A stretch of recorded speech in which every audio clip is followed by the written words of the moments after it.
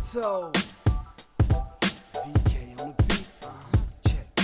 I'm in Toronto where you wanna get a city love. I'm from Toronto where you wanna get a city love. I'm in Toronto like we wanna get a city love. My city love me back for my city love. Welcome to episode 1597 of Toronto Mic'd. Proudly brought to you by Great Lakes Brewery, a fiercely independent craft brewery who believes in supporting communities, good times, and brewing amazing beer. Order online for free local home delivery in the GTA. Palma Pasta. Enjoy the taste of fresh, homemade Italian pasta and entrees from Palma Pasta in Mississauga and Oakville. Season 7 of Yes, We Are Open, an award-winning podcast from Monaris, hosted by FOTM Al Grego. RecycleMyElectronics.ca. Committing to our planet's future means properly recycling our electronics of the past. And Ridley Funeral Home, pillars of the community since 1921. Joining me today, making his Toronto Mic debut. It's always exciting when someone makes their Toronto Mic debut. It's Doug Broad. Welcome, Doug. Glad to be here, Mike. Glad to have you here. I mentioned to you when you arrived that this is the first time in the illustrious history of this podcast, and that's almost, 12 and a half years or something. This is the first time I recorded 3, not 1 and not 2, 3 episodes of Toronto Mic'd in the same day. That's a first. That's a lot of talking. So listen, I warned you. I said, you're going to have to carry the load here. I'm out of gas. You're going to have to do this one yourself. So go. I'm happy to. But I'm happy to meet you. When I announced that Doug Broad was making his Toronto Mic debut, a number of people put up their hand to say hello to you. The first one being Gilles LeBlanc. Gilles LeBlanc. Yes, I work with him at the Toronto Star.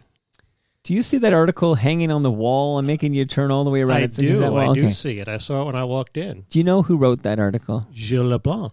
And guess who commissioned that article?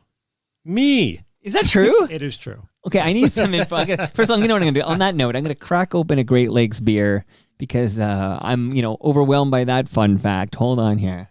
Yeah, Gilles actually suggested it, and I said, yeah, let's do it. All right, we're going to get you right in front of that mic, my friend. Yeah, good. So Gilles had the idea because he's a big listener, and he's like, there's this guy in his South Etobicoke basement who just recorded episode 1000, and he's talking to great people, not just Ed Keenan, not just Ben Rayner, not just David Ryder, but he's got all these interesting people on. And he came to you and said, hey, we should do this. And you said, did you have to think about it? Give me a little inside. Not really, no. I trust his judgment, and I thought it was an interesting story to pursue. And to be honest with you, that was a couple of years ago.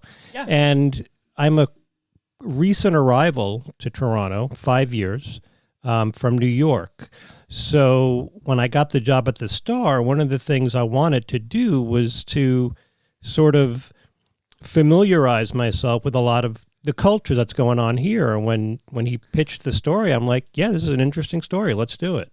Thank you so much. No, I might have to put you in the FOTM Hall of Fame after I'm learning this. So Gilles comes up with the idea, pitches it to you. You say, go ahead. So you came from New York 5 years ago, and I'm assuming that was for a job at the Toronto Star.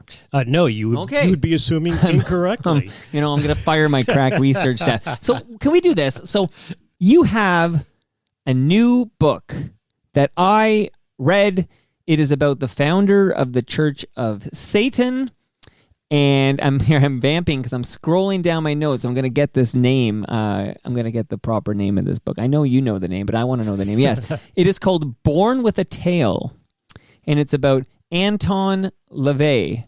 And he's the founder of the Church of Satan. And you wrote a biography about him. And we're going to get into that. So everybody listening who's a member of the Church of Satan, all you Anton LaVey heads out there who want to talk about this fascinating person, we're going to get to that. But off the top, I need to know more about you, where you've been, where you've written. So I'm going to burn through a couple more notes that came in, and then we're going to do your biography. Is that okay? Sure. And by the way, thank you for not correcting me. It's Born with a Tale, but there's more to that title, okay? You got more words in that title. The Devilish Life and Wicked Times of Anton Szandor LaVey, founder of the Church of Satan. It's a mouthful. You know what? You got to get the keywords in there now, right? It's not you got to get those keywords for search engine optimization.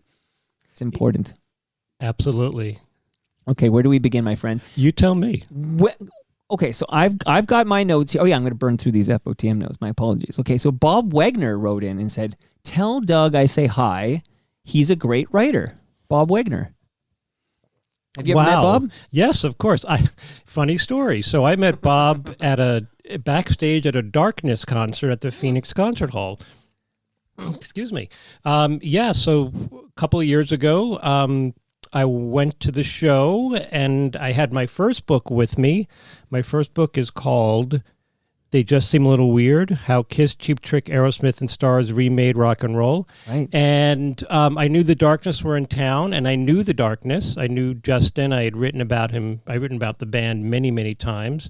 And I met him many years ago, and I told him I was coming and I'd want to give him the book. He said, sure, come on. And then after the gig, went into a room backstage, and Bob was there because Bob knew Justin as well. And I met Bob, and we talked about our fanaticisms, and he told me about his major book he was writing. Max Webster. And it's a very good book. It's beautiful. He showed me a copy of it. It's tremendous. Listen, he just moved to Montreal, so he was a Toronto guy. In fact, I met him in Blair Packham's living room. So I got Blair Packham from the Jitters invited me to a party all the way in East York. Okay, I know you're coming from afar here, but I went all the way to East York to go to a party at Blair Packham's house. I met a bunch of interesting people there, including Bob Wagner, and then through a different channel, he ended up at one of my events, and he's a great FOTM now, fast friends. But I've got to get him on the program so we can talk about Max Webster. Mm-hmm. But he's like a guitar guy. He's a guitar guy. Yeah, and he said that he had met Justin on a cruise, on a rock cruise, and he was playing with a Queen cover band, I believe, and they bonded. Oh, that would make sense because what was the Queen? Was it Bohemian? What is there's rock? There's some musical that came to town and Queen was behind it, and Bob played guitar. Anyways, he had to audition in front of like Brian May and these guys or whatever. Legendary story. Now this is the Bob Wagner podcast, but there's another note here, and then we're going to find out more about Doug. So Rob Pruce, do you know this name? I do, only because we became Facebook friends, and I think he had written on Instagram or Twitter recently that he was looking forward to my book.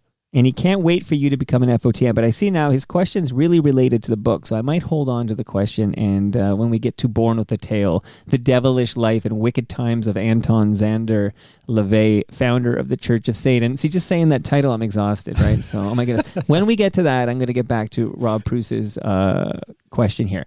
But yourself, so, okay, I've seen, you've been around since the 80s, but what made you want to, write about entertainment, write about music? Like, what made you want to become a writer? Well, I mean, I've been a journalist all my life. I was, just to give sort of my quick resume, I was an editor at Entertainment Weekly magazine for 11 years, and I was at Spin magazine. I was editor-in-chief of Spin for 6 years. Then I went to TV Guide magazine in New York, and I was editor-in-chief there for like 2.5 years. And so my entire career has been pretty much pop culture entertainment. Yeah. And now I'm at the Star, where I am editing a lot of the entertainment section, a lot of movies, books, some music content, some television content.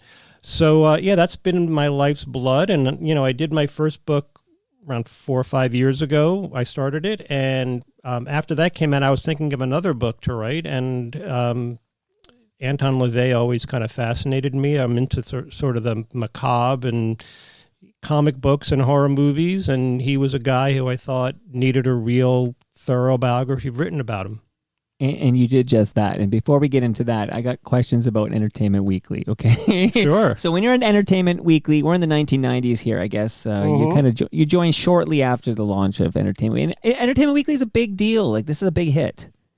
Yes. I paused for the dramatic effect here. No, this is a big hit. It was a huge magazine at the time. And one of the great things about working there, and I'm not giving away any secrets, but I want the secrets. It was during the during a very robust era in magazine making and magazine editing, and working at an entertainment magazine, we were able to write off and get reimbursed for every CD, every concert ticket, every movie ticket, everything. Wow. So that was pretty awesome. That is awesome. And I'm wondering, is there any stories you could share with us, perhaps, where you had a clash with a publicist or a celebrity when you're writing at Entertainment Weekly? I was pretty good. I never really clashed with people. I try to be on the straight and narrow. But no, I mean, I had a lot of interesting times there. I look back now at some of the interviews I did. Like I interviewed Quentin Tarantino right when Reservoir Dogs came out. That's pre-Pulp Fiction. That's huge. Pre-Pulp Fiction. Yeah, it was on the phone. I'll give you a funny story. Because you're talking about maybe my favorite director of all time in Pulp Fiction. Same. Around the corner, I got a poster of Pulp Fiction hanging up in the other room there. That might be my favorite movie of all time. Well, just to go back a little bit, so before Entertainment Weekly, I was at a magazine called Video Review. We were the world authority on home video. This is like during the Betamax VHS days. Yes. And we reviewed video cameras and recorders and Laserdisc players and things like that. But we also reviewed videotapes. So there was a lot of software stuff, and we did a lot of movie stuff. And I did a number of interviews there that were pretty funny. One was with Paul Rubens, who insisted on being interviewed in character as Pee Wee Herman, which was kind of annoying on the phone, as you can imagine. And then, I know you are, but what am I? Exactly. And then one of my favorite interviews was with Fred Williamson, the famous football player turned actor and producer, director. And he was promoting some blaxploitation movie that was coming out on VHS. Right. And I spoke with him on the phone, but when I called him, he picked up and said, "Hello, Doug. This is the Hammer." I was just like, "Oh man, you're great. You're great." And he was great. He was a great interview. And did you have to review any of those straight to video erotic baby blues? I love that stuff. That was my bread and butter at the magazine. I started a page in the back of the magazine in the review section that was dedicated to sort of the direct-to-video, we called them Skinemax movies, right. But also like the really kind of grotesque exploitation movies. I mean, I was all in on that stuff.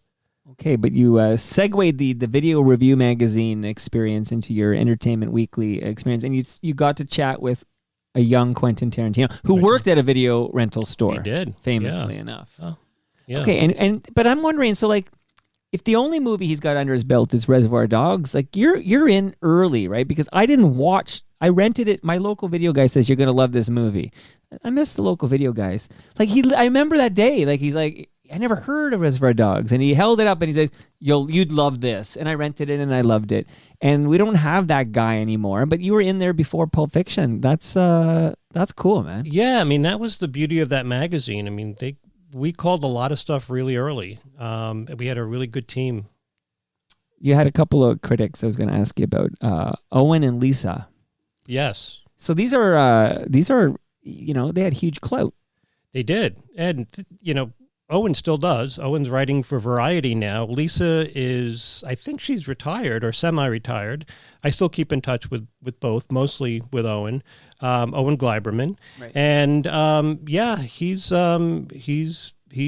still watching 10 movies a week or whatever it is and writing about them. Amazing here. So, but you do make your way to Spin. So why do you, what happens with this move from...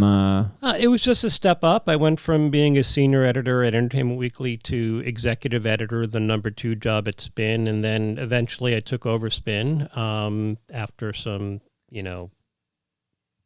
nonsense that was going on. But so Spin, I was there during sort of I guess they called it like the rebirth of rock and roll with bands like the Meet Me in the Bathroom stuff. Yeah, White Stripes, Interpol, Strokes, all those bands in the early 2000s. Yeah. It's all this good stuff. Yeah. Okay, my boy, he's 10.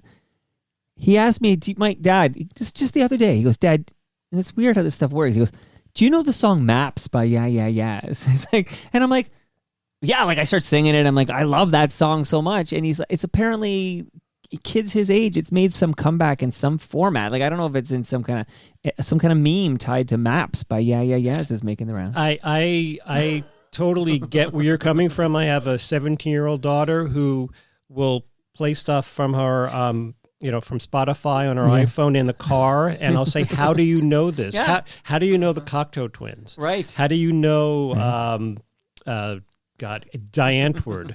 I don't know if you know them, but that's weird stuff. Yeah, from Belgium or something. No, right? they're from South Africa. South Africa. Yeah. Okay. So she's playing all this, and Bjork and Massive Attack and Portishead. I'm like, oh, you're a cool kid. Too bad you're like, it's 30 years later. Well, they have every song at their fingertips, right? Where we had to some guy had to kind of teach you about, like that Video Star guy had to tell me about the Reservoir Dogs. It was like you needed sort of that gatekeeper to curate things and kind of show you a way, which is what these magazines often did, right? Like that's Spin. What we tried to do. That's what you did. And so tell me about, like, I don't know, like the White Stripes. I mean, Jack is still touring, like Jack White Stripes, essentially is what Dave Hodge called him the other day when he was in the basement. But you were the forefront covering White Stripes. Yeah, it's so funny when I think about it now. All of these bands like the White Stripes and the Strokes, I mean, they're classic rock bands now. I mean, they really are. They are the classic rock bands, the Arcade Fire. I mean, Interpol is playing now, and they're all playing like I think Interpol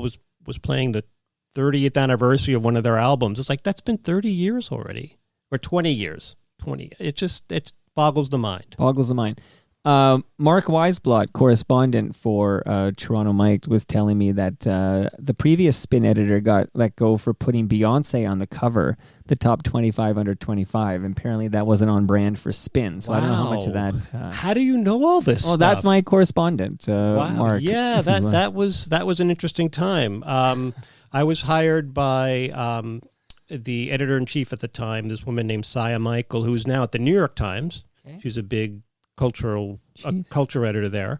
And the magazine went through a corporate transition when we had new owners come in, and the new owners sort of swept out a bunch of people, including Saya, and I was left, and they brought in a guy from Blender magazine, and I guess it was either his mandate or his own doing that he decided to take the magazine in a more sort of populist direction and put Beyonce on one of the covers. Right. And the readers revolted. They just didn't believe that she belonged on the cover of Spin, because Spin had an identity as an alternative music magazine.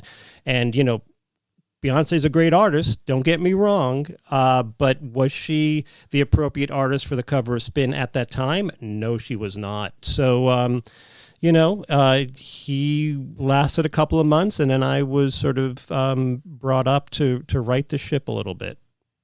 And that's a cool time. I mean, post 9/11, when we talked about that great book, Meet Me in the Bathroom. But yeah, the rebirth of rock and roll. I remember it well. Like, are we going to get another rebirth? Is there one on the horizon? It feels like rock's pretty. I hope pretty so. sleepy right now. It is very sleepy, and that's too bad. No, it really is. Yeah. I mean, it depresses me. I mean, I like what I like. I'm not a big fan of modern contemporary pop music, and I don't mind saying that, but you're not a big Sabrina Carpenter fan, or no, I can't. I don't think I've heard one of her songs. You know what's funny? This name is I listened to an indie cast. I listened to a bunch of.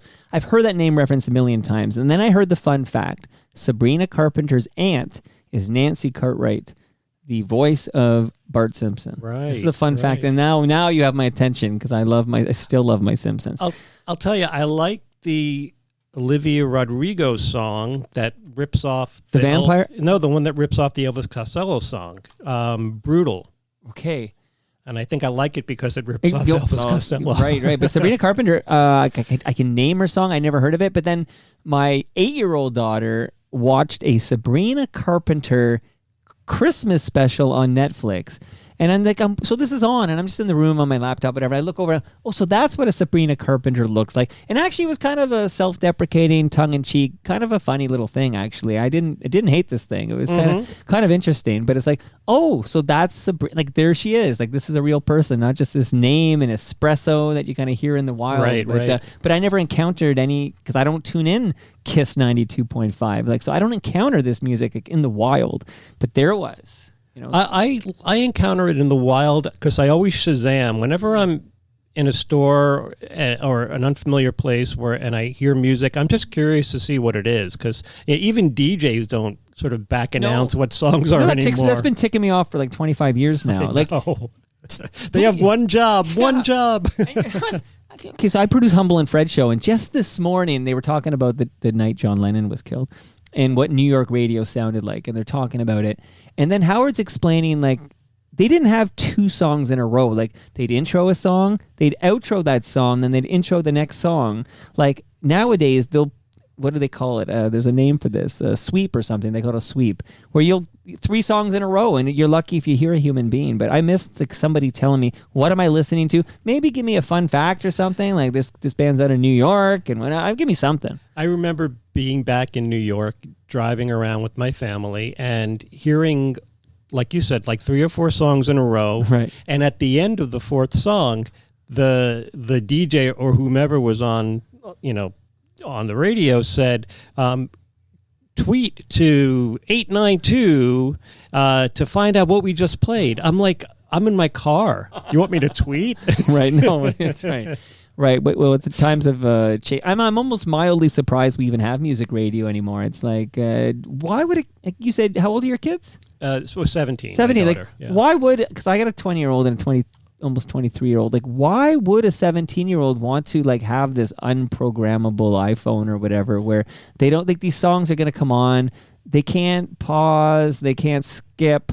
They can't choose what it is. Like, it doesn't. I don't know why you'd ever want that. Like, we had no choice. Well, I think it's the function of having a 20-year-old car, and that's all I can get in my car, unless my daughter hooks up her Spotify to the radio. You get a Bluetooth solution or something. Exactly. But that's it, right? It's the cars that haven't quite made it easy to Bluetooth, and that's it. That's all that's left. That's it. And then you have to stop down for 3.5 minute ad breaks or 5 minute ad breaks. It's like, oh my goodness. I can't imagine. Like, what's the point anymore?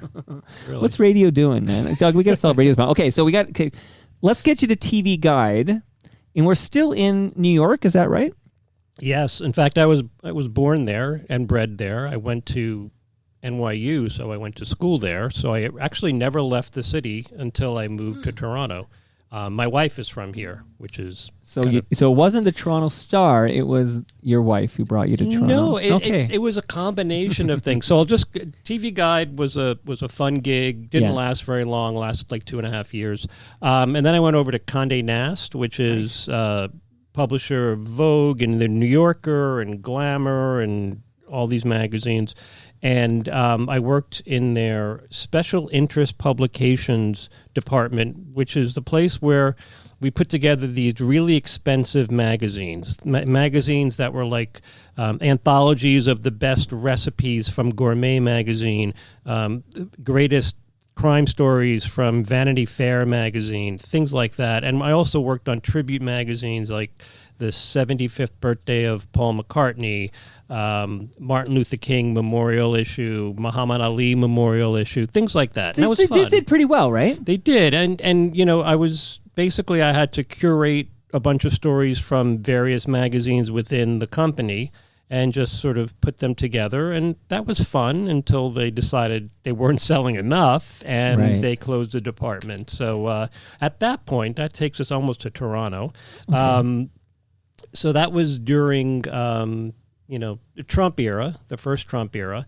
And my wife didn't really like her job that much. Let me rephrase that. She was getting a little burnt out from her job. We'll fix it in post, Doug. Yeah. She's getting a little burnt out from her job. And we were just getting tired of the city and tired of Trump. And we had a house. We owned a house. And we figured, let's do it. Let's just make the leap. We have a bunch of family and friends here because my wife is from here. So we did it. We sold a house, moved up in July 2019. Now, I'm just curious because and I don't know how you lean politically. I have no idea. Okay, but if Hillary Clinton wins the 2016 election, you still come to Canada? Probably not. Probably not. That's what I thought maybe, but I don't want to make assumptions over here, Doug. Yeah. So we're here and we love it. All right. Well, New York's loss is our gain. We got ourselves a Doug Broad, and you came here. Okay. And I'm curious now, but so they shuttered this, I guess, but this Condé Nast, these bookazines, we'll call them, okay?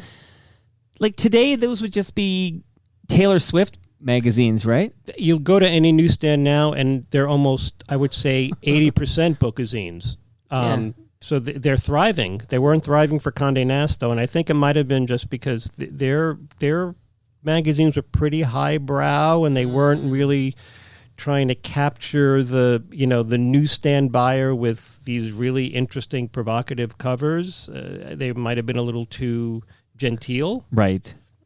I can just imagine that the marketplace for like Taylor Swift history magazines or whatever would be enormous. There seems to be an insatiable appetite there. There is. And you want to do one with me? I think we can make some money here. The Toronto Star just did one, and it's coming out pretty soon. Yeah. Oh, really? Yeah. Okay, whatever it takes, right? We guys love whatever it takes to pay David Ryder's salary. We're gonna do. If that's Taylor Swift books and yours too, of course. Okay, so let's get you to the Toronto Star. So you guys decide because your wife is burnt out and she's from here. So she's from Toronto, right? She's from Toronto. That's not code for like she's from Aurora. No, or she's something. she's from the beaches. Okay. Like the opposite end of the city is here. Okay. Yeah. And you guys move. So are you in the East End? We're on the East End. We're in Cabbagetown. Okay. And so we decided to move here. We had nowhere to live. We were literally couch surfing and house sitting for friends for a couple of months. We had all of our belongings in a storage facility. Like everything was just packed in a storage unit. Right. And we looked for a house. We found a house we liked, and we got it pretty quickly. And that all, the stars were all aligned for that. But then COVID hit. So we had like 4 or 5 months of like really great times in the city, and then we were, confined to our house for a couple of years. Oh, I remember. I was doing episodes. I remember the pivot because all my guests had to do what you did right now, which is you had to come in the basement. Even if you're over in Cabbagetown, you got to come visit. And then like on a dime, it was like, I remember Peter Gross showed up on the Monday so I guess the day we pulled our kids out of school was Friday the 13th of March 2020. And then I remember Monday because I had a recurring event where Peter Gross would visit me.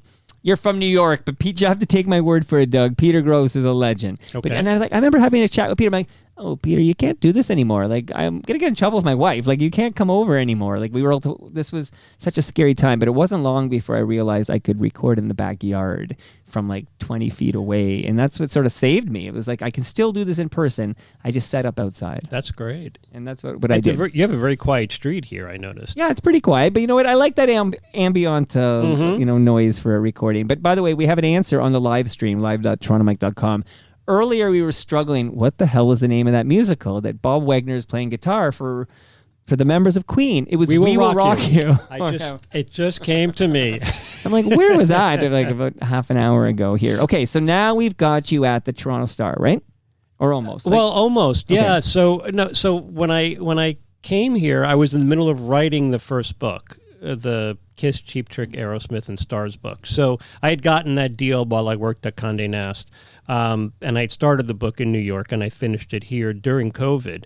In fact, I brought 2 books for you. Wow. Here's the first one. Okay, a little weird. Again, I got a silly question. I have not read this yet, okay? And I am a titch younger than you.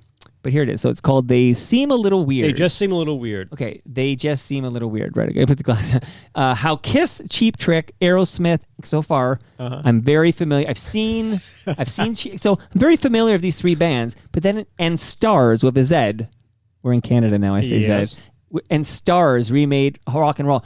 As I'm sitting here with you now, and I'm not sure I know a song by a band called Stars with a Z. Yeah, that's a trick with this book. Okay. So if I can just go back a little bit. So the idea behind this book was to write a book about 70s hard rock, zeroing in on 3 bands that I loved, and those are Kiss, Cheap Trick, and Aerosmith. Right. And Stars I really, really like.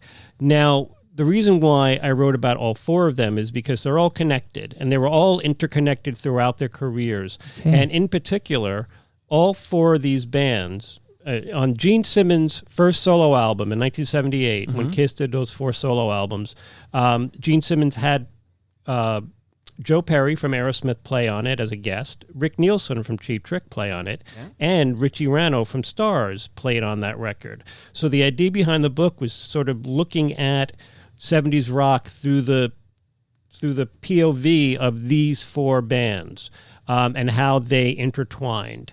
And there are a lot of connections between them. Does Stars have a hit I might hear on Q107 or something? They had an almost hit called Cherry Baby, and it went to number 30 on Billboard's Top 40 and didn't go any further, and they never had a hit again. And Boom's not playing that song by Stars. Probably not. So it's my own ignorance that because I didn't live it, like I kind of need a radio hit to draw me in, but not always. But now that I have this book, I will learn a great deal more about Stars. So I like a Stars, but it's our Canadian Stars with an S. Yes. Not this Stars with a Z. You might like if you like the other 3 bands, you might like Stars with a Z. Well, I was a big Aerosmith fan from the get-go because they had a bunch of songs I'd listened to in the late. They had like "Dude Looks Like a Lady" and then "Pump" came out. I liked it very much, and then I would go back and I would hear the they had the Run DMC single, and then it would draw me back. And then of course the best song ever on a sports montage is "Dream On." Like if you get a good sports montage and you set it to "Dream On," it's next level epic. Well, that song is great. There's no, it's one of those undeniable songs. You want to sing it with me? No. Okay, good answer. Okay, I'll always thought, you sing it. I have a lot of, I'll say like a lot of guys in their 60s come over to kick out the jams, and they all rave about Kiss, and I realized, you had to be there. Like you had to be a teenager in the 70s, I think. You did. Maybe. Okay. Yeah. And then who else? With the makeup. And Cheap Trick. Like I learned about Cheap Trick from Fast Times at Ridgemont High because the guy was trying to sell those tickets and he was going down like Dream Police. He was singing all this stuff. And then I saw them because I went to see Pearl Jam, one of my favorite bands of all time, at Molson Park in Barrie in 98. And Eddie loved Cheap Trick and he had them open up for him. But you'll laugh when I tell you basically the first Cheap Trick song I heard on the radio. You might even be able to guess. Was The Flame? No, it was the Don't Be Cruel cover of Elvis Presley's Don't Be Cruel on 680 CFTR. So I'm going to read this book. They just seem a little weird. And I bet you it's as good as Bob Wagner says it is. So we're going to do that. Bob's a big fan. Bob's a big fan. And we're almost at your new book, but I need to know what brought you, how'd you get the gig at the Toronto Star? Oh, so it was during the pandemic. I just started answering every ad that I saw that seemed appealing to me, and one that did was from the Star. They were looking for a team editor, and I made it through. Well, they needed a guy like you. They needed a guy who can say, "I interviewed Quentin Tarantino before Pulp Fiction." Right? That's the key caveat there. Yeah. Okay. But yeah, so I was fortunate enough. I think I was wrapping up this book, the first book, when I got that job. So I was very happy about that. Okay, so I mean, I'm a big Toronto Star guy because it was the paper on my kitchen table growing up. So that's why it was such an honor for you to approve the Gilles LeBlanc story, which you see hangs in the studio here. That's how proud I am of that. That was pretty cool. Now, bunch of people I've talked to who sort of got pushed aside, but I still see in print. A couple of guys I'll shout out: Peter Howell and Ben Rayner. Okay, so these are 2 guys who do freelance work now, but are no longer full-time employees. But you'll still see some Rayner and Howell in the Toronto Star. You definitely will. In fact, Peter writes pretty regularly for me, and I'm his editor. So yeah. Okay. We call that pension-friendly rates, I think is what we call that. But the gentleman who I've had over recently and had a great chat with who doesn't seem to be involved anymore is Rob Salem. Rob Salem. Not familiar with Rob Salem. Yeah, you're too fresh. I'm too new. You're too new here. I'm here to lobby to get some more Rob Salem back in my Toronto Star.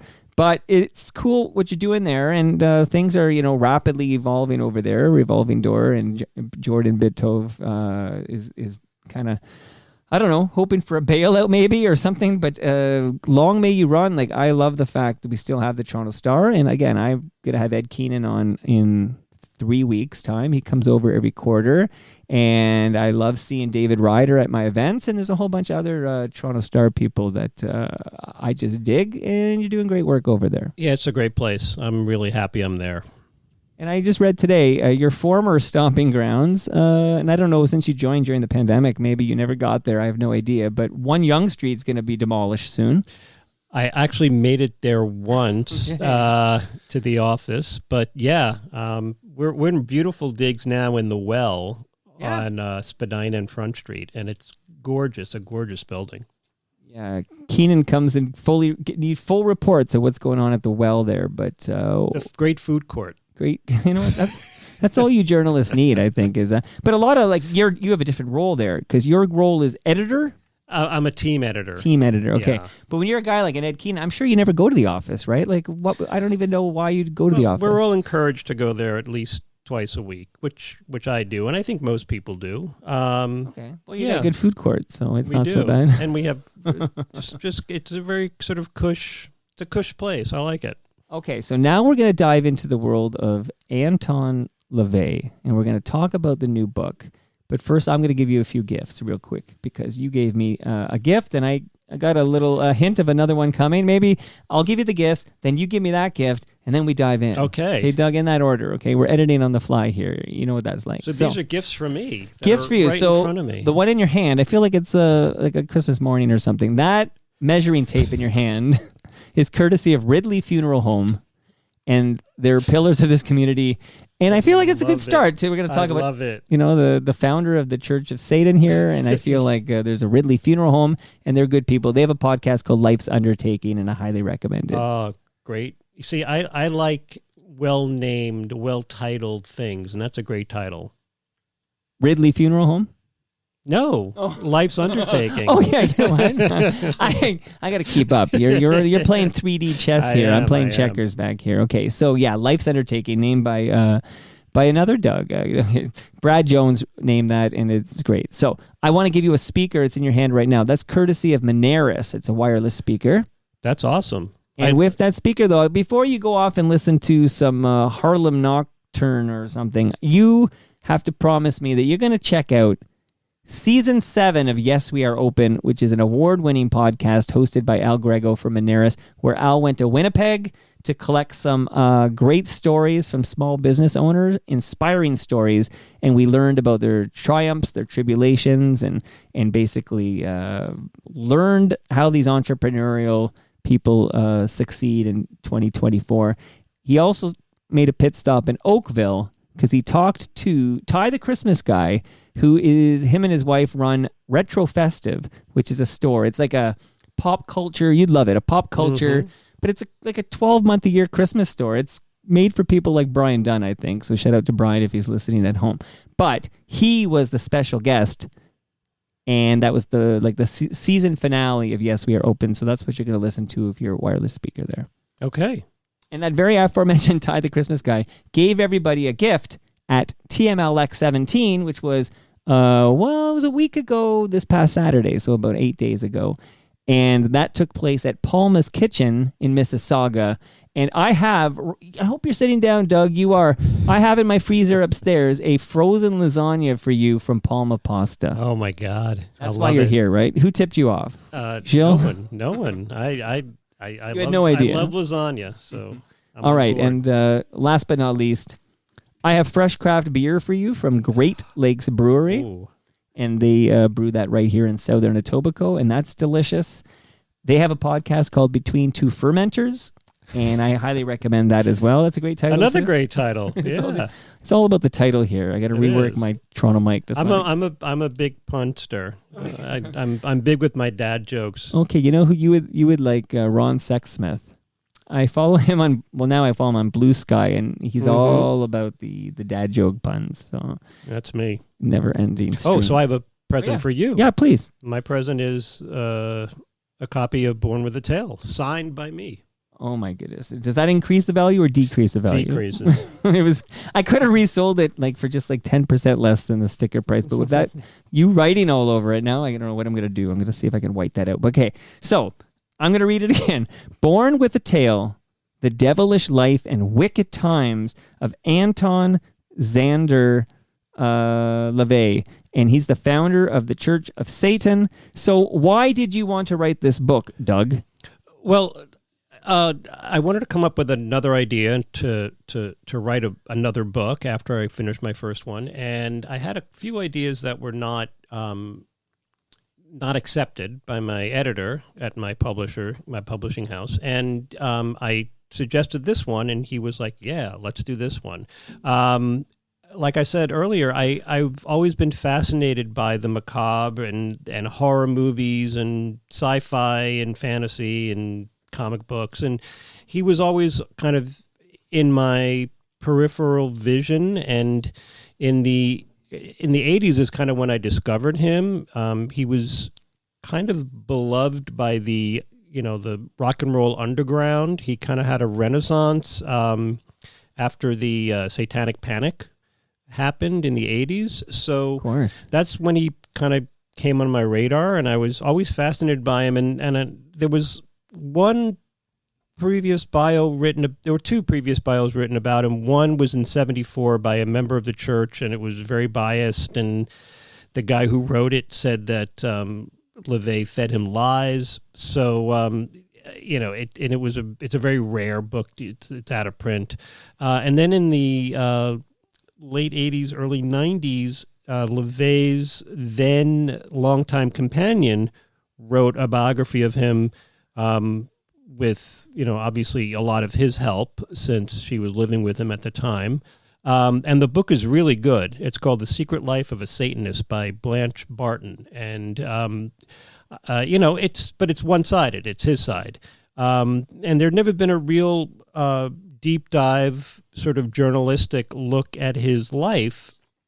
And it was something that I feel like if I'm going to spend 2 years researching and writing, I have to be really interested in the subject. And he interested me. Yeah. Well, I was going to ask you, you have a full-time job, Doug. I do. And that was the thing. So for the first book, I didn't have a full-time job for much of it. So it was actually kind of easy and leisurely to actually write that book. Because that becomes your job. Right. And I joke all the time that when I was writing this book, I literally had 2 full-time jobs for 2 years.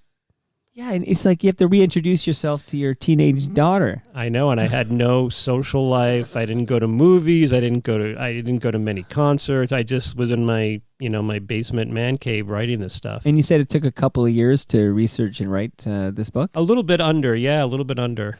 Okay.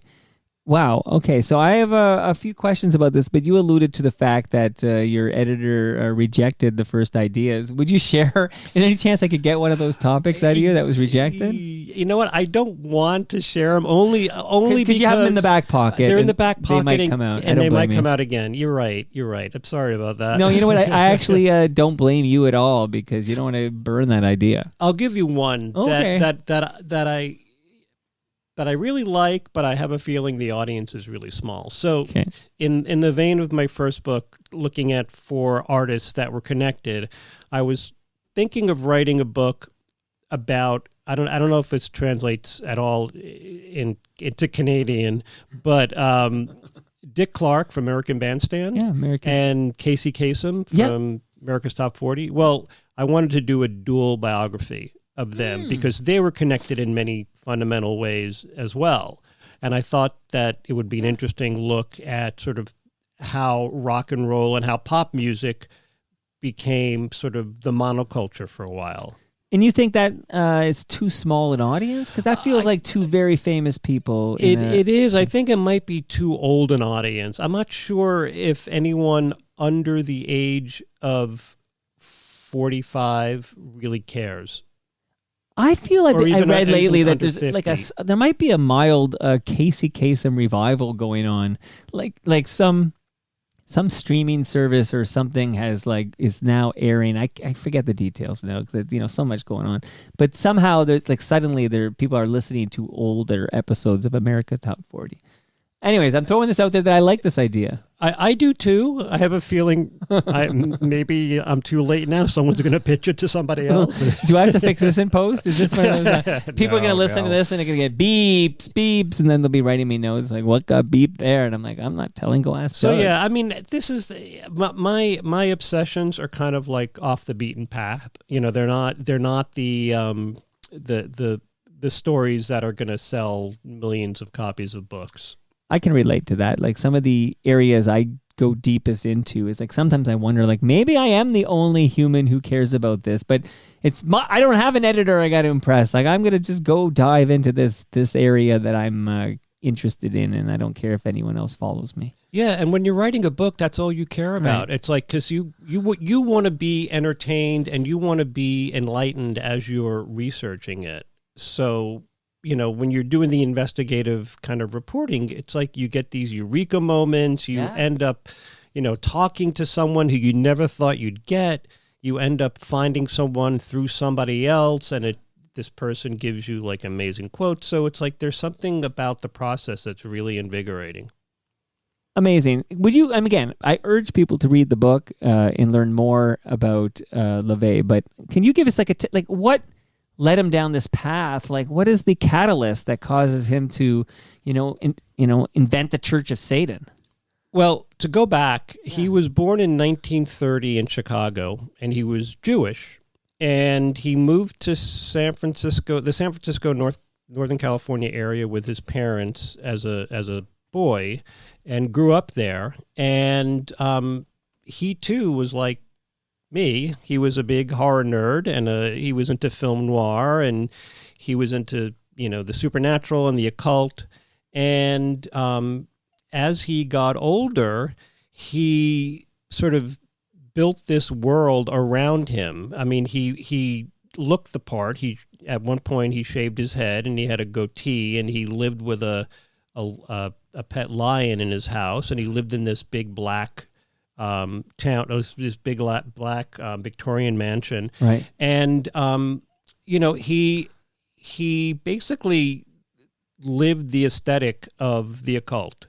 And he decided at one point he wanted to start a church, but it wasn't a devil worshiping church. It was actually a totally atheistic church. Didn't believe in anything. Only believed in man as God, man as his own God, and it was all about self-empowerment. It was all about manipulating others to get what you want. And it was very much a selfish, and he admits it, a selfish kind of greedy philosophy.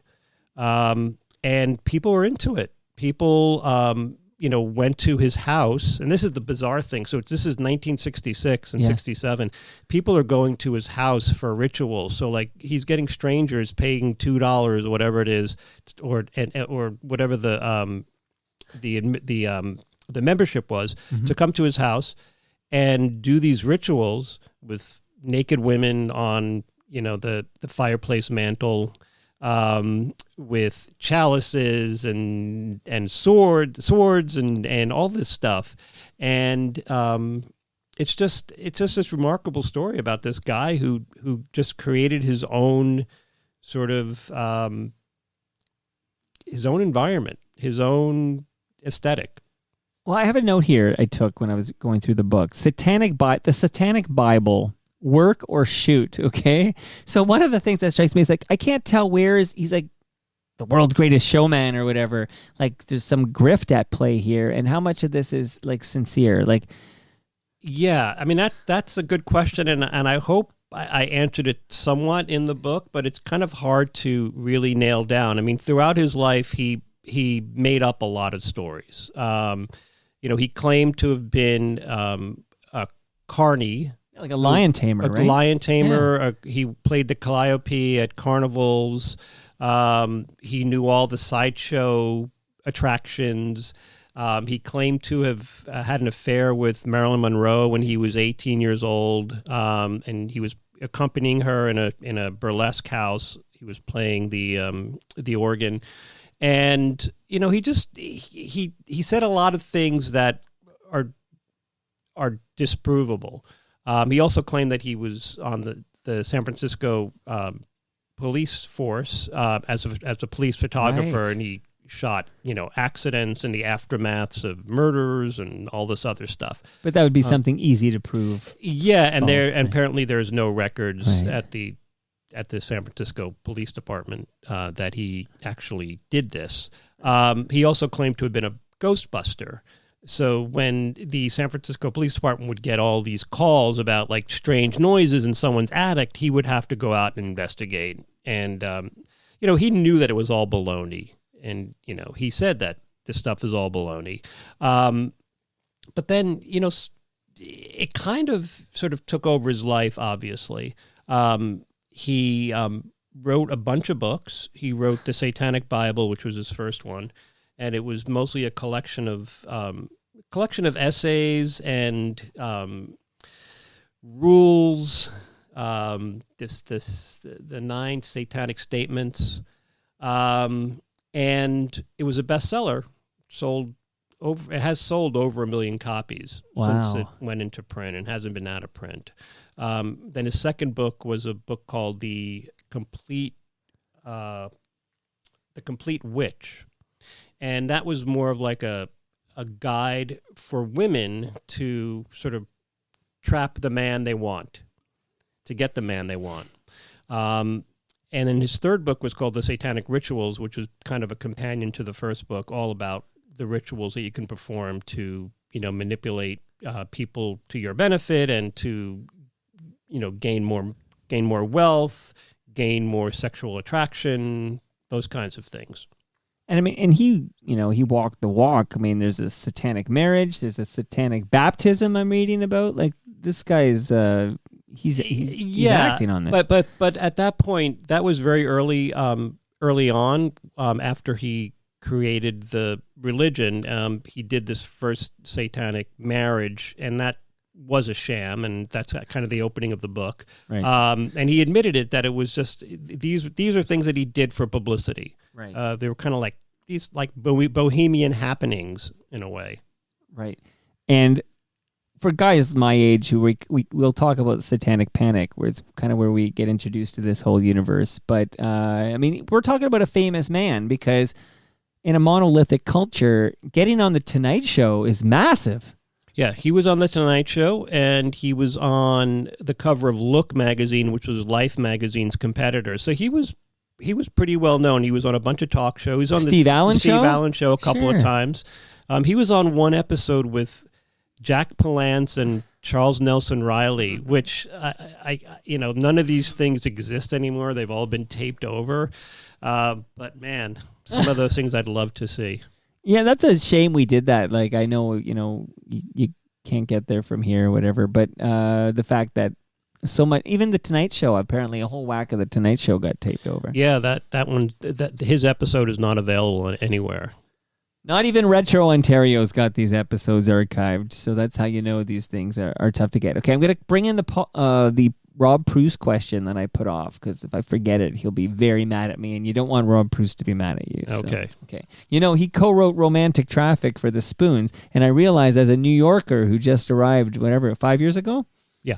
You're going to be like, oh, what's a spoon and what's Romantic Traffic? And you'd be well within your right to do so. No, I've heard of the Spoons. Okay, Nova Heart, but he didn't. Yeah, so Nova Heart is Gord's song, and then the co-writing is on Romantic Traffic. But I digress. Rob Proust writes, I've been interested this year in a writer named Carl Abrahamson.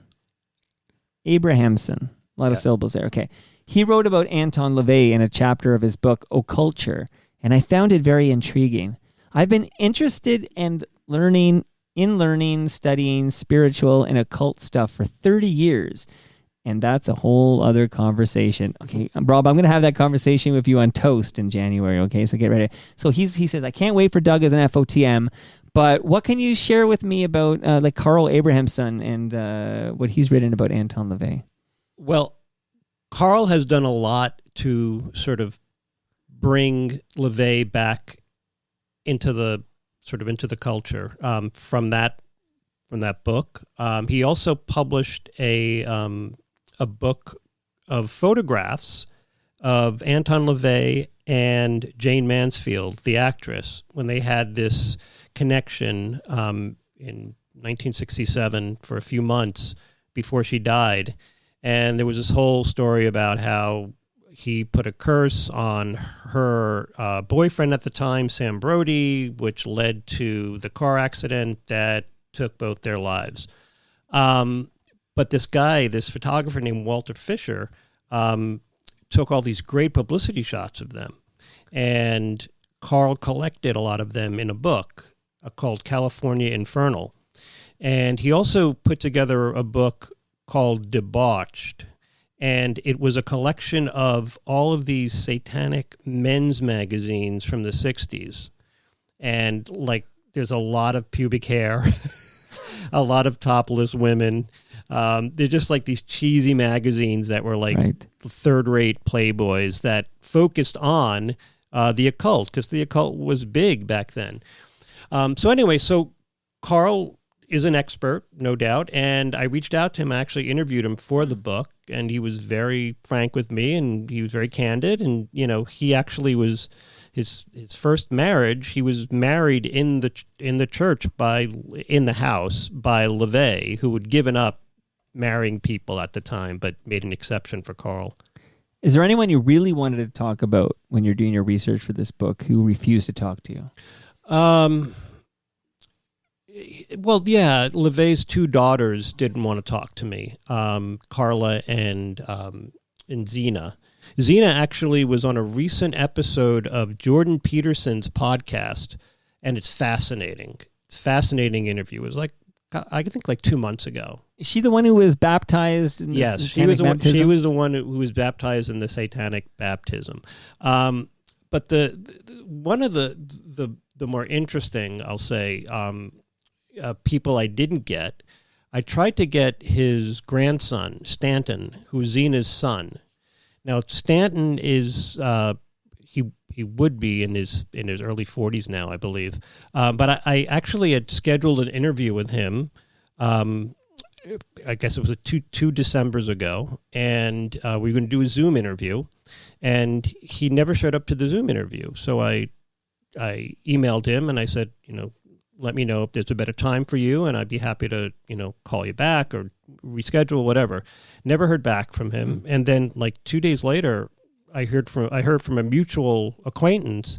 I got an email, and it was did you know that Stanton died? Wow. I'm like, in no. early 40s. Yeah, and I'm like, no, I didn't know that. And he said, yeah, he died on, I think it was December 14th, and that was the day of our interview. Wow. So he died the same day we were supposed to talk, which was kind of chilling to me. That's chilling to hear about even now, especially because this wasn't, a 96-year-old man you were going to talk to. No, and I actually spoke with his wife for the book, and she's quoted a few times. But no, he had a back problem, and he had surgery on his back, and it was a painkiller issue. Oh no! Well, yeah. Wow. Okay, so that was an interview that never happened, obviously. But okay. By the way, you mentioned Jane Mansfield, so now I feel obligated as host of. I've decided host of Canada's favorite podcast. Can I run with that? You're the editor of the It is. Yeah. Okay. Prove me wrong. Okay. So. Jane Mansfield, if you remember, there's that scene at the 50s diner in Pulp Fiction. And I can't remember, I think Mia Wallace thinks it's Marilyn Monroe. And then she's corrected. No, there's Marilyn Monroe. That's Jane Mansfield. Do you remember this scene? Or was it Mamie Van Doren? Oh, am I conflating all my... It might have been all my Mamie blonde Van bombshells? I recently rewatched the first half of that movie. But there's a Jane Mansfield lookalike serving at that restaurant. Yeah. You ever think back, okay, so we were all freaking out in 94 over the $5 shakes. And here we are in 2024, where it's that sounds like you can't even get a McDonald's, whatever they're calling. They can't even call it milkshakes, whatever they call their McFlurry. Whatever they call it, you can't get that for $5 anymore. No. No, times have changed. Yeah, that's crazy. Okay, we'll have more Pulp Fiction references as we go here. By the way, Robert Lawson, who wrote a great book on the Guess Who. So Bob Wagner's got the book on... and Robert Lawson also wrote a great Cheap Trick book. So Robert Lawson wrote me when he heard you were coming on to say he read your book. He loved it. His mind was blown that LaVey was Jewish, a Jewish man. You're saying you had an interaction with the great Robert Lawson, or just that he came to. I did a book signing and an event on the east side, the East End, I should say. Yeah. At Queen Books, and he came. And I signed a book for him. He bought a book, and we had been in contact because I used his Cheap Trick book as a source for my book. Right, for your my A Little first book. Weird. Okay, look at you know what? It's such a small world, right, Doug? It Because really is. I had Randy Bachman on the program, and Randy tells a good story. Good storyteller. I'm sure he does. But he embellishes things, okay? And then Robert Lawson, who did write a book on the Guess Who and is friendly with Burton Cummings, he came over here to fact check Randy Bachman. Like, the episode is basically Robert Lawson fact checks Randy Bachman. Quite an episode, and then henceforth we've anointed, we've appointed Robert Lawson as the official fact checker of the Toronto Mike podcast. So we always joke that if somebody's telling a mistruth or spinning something a little too aggressively, he literally comes out of the bushes like in Field of Dreams, although really it's like The Simpsons where he comes out and fact checks. So it's interesting to hear him and you have some convergence there. And yeah, he loves your book. Yeah, no, he's been a supporter. He wrote a really nice review of it on, I believe it was on Goodreads. And sure. Yeah. His most recent book is about Little Stevie from the E Street Band. It is, yeah. He also wrote a book about Nazareth, who I just recently sort of got into. And This Flight Tonight, which is the big radio hit you hear from Nazareth, right? That's a cover of a Joni Mitchell song. I know. I know you know. Yeah. I guess I'm talking to there's someone out there. Yeah. And then but Love Hurts was the big song in the States first. But that's a cover too, right? It is. Yeah. Jeez.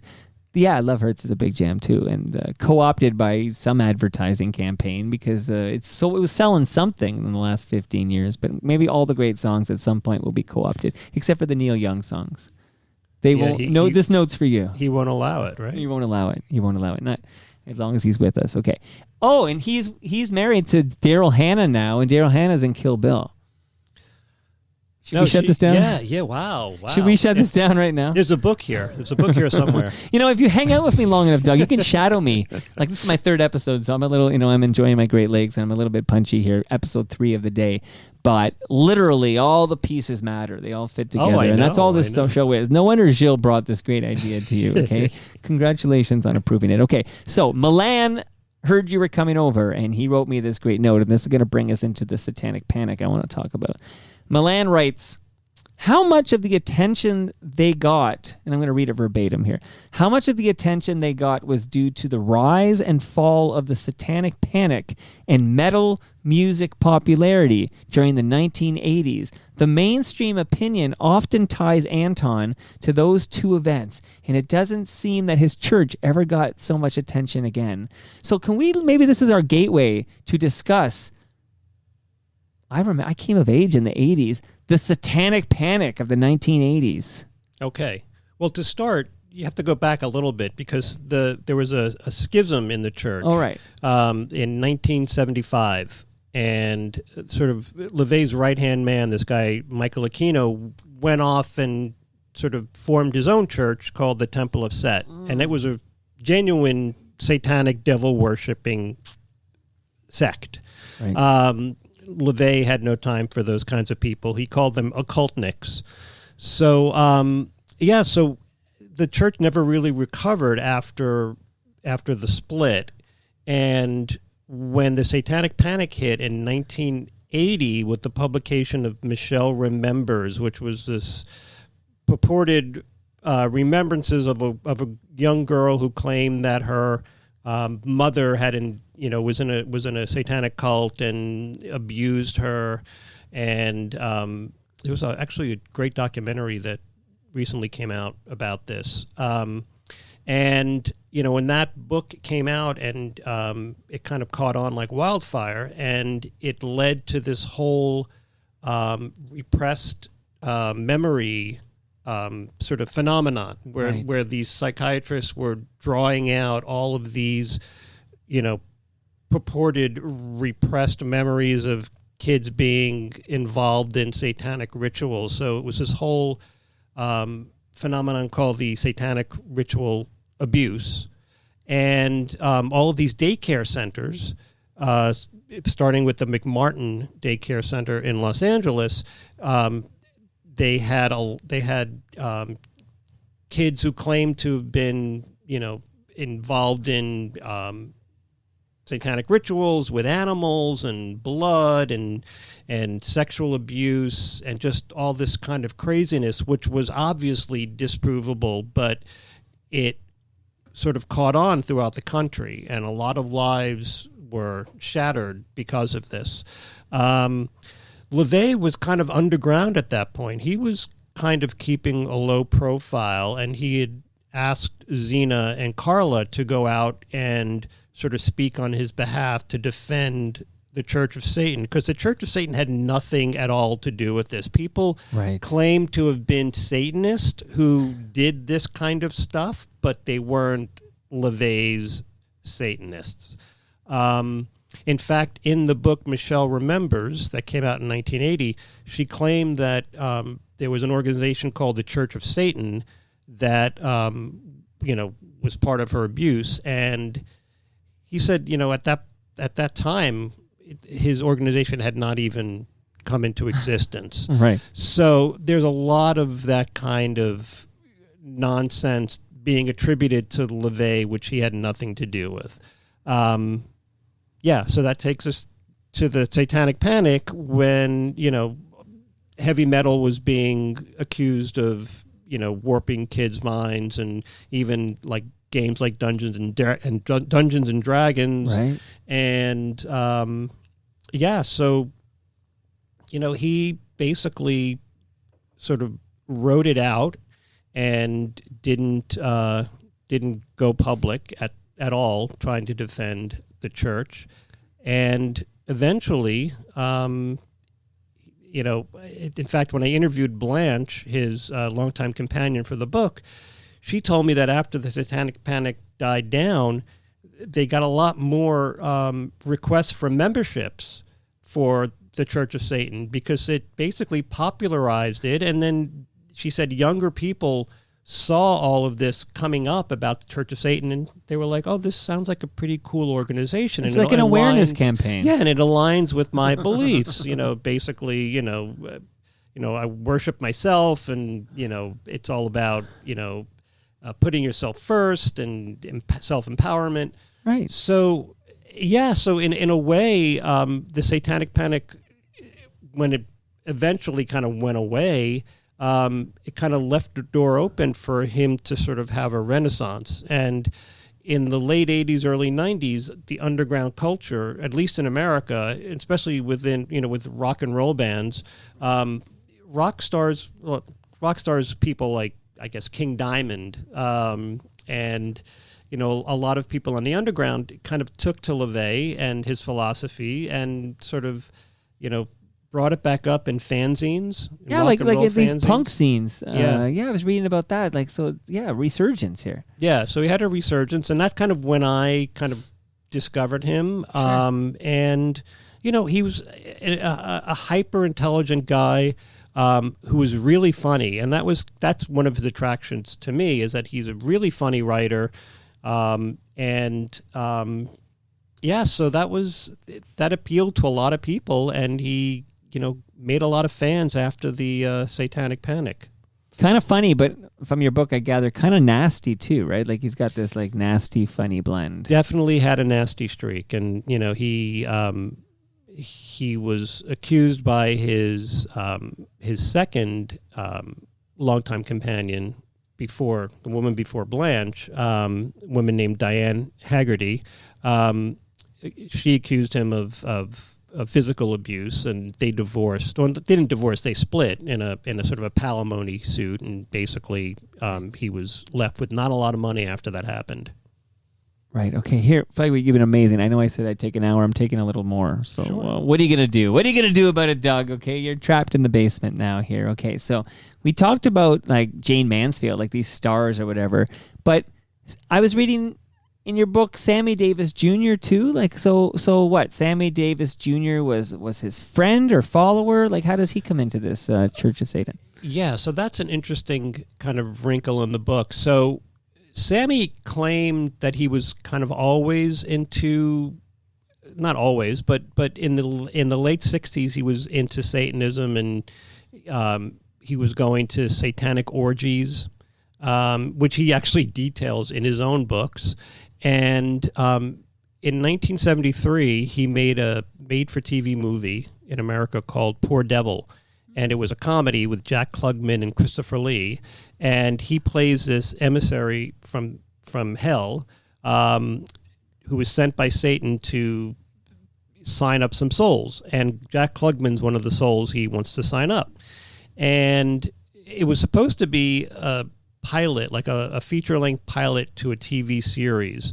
It didn't go to series, but when it did play on television, the church found out about it, and the church were actually pleased with what they saw, because the movie actually mentions the Church of Satan in downtown San Francisco. So they were happy for the promotion. That's earned media. Yeah, that is definitely earned media. And like my cover on the Together section of the Toronto Star. It might even be unintentional product placement. So Sammy did this movie, and LaVey had his guy Michael Aquino reach out to Sammy and see if he would accept an honorary warlock certificate in the Church of Satan, and he said yeah. And then they became aligned for a while. They became friendly. There are photos you can find on the internet of Sammy with LaVey. And Sammy basically said after a while he was part of a coven that didn't turn out too well or something, and he kind of lost his taste for Satanism. But funnily enough, I was watching the Jerry Seinfeld show, Comedians in Cars Getting Coffee, and he had Eddie Murphy on it. Eddie Murphy sort of went on this whole thing about Sammy Davis Jr. being a Satanist, just kind of randomly.